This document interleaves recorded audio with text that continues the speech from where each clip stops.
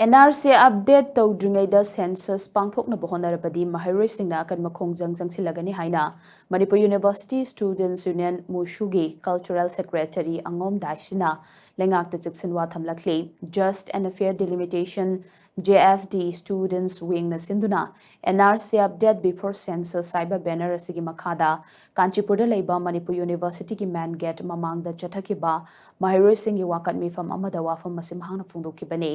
wakat mifam maduda mahakna hai ngasi lamdam asida mitop miyancha kayana maram oraga lamdam asigi yalhomi kaya lanjena duna relief camp ta changjafam lauraga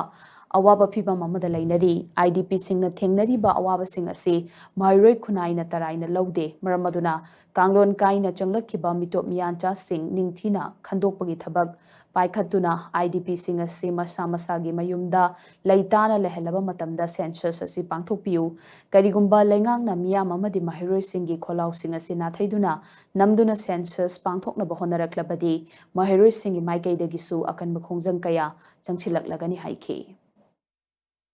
asi akoigi satra mayam phamjariba akoigi darna si protest si akoigi government gi mayoktani habadi hojik Manipur sida thoiba irang leba ki issue sida akoina illegal immigrants mayam se hana khantok pira matungda habadi NRC update tawra matungda census si thibiu haijabani kaigino ha matamda hojiki illegal immigrants na maram moira kanda akoigi nuksijaraba ichinaw kaya ama lebam leiraktaba IDP sing hai tarma gi rikemda machi da leibasi akoida nungaitaba poi adudana akoigi su Nauni makoida lebam phangdabado phanganbiu makoigi hanagi leijaramba mogi hinkon magi leifamduda fajana settlement tawre hai kanda census si makhatana chathasi aduga kariguma census nampu sapuda government na tawningagadi or tawrakpa taragadi akoigi satragi maigaidagi su akanba Khongjang changjinlakani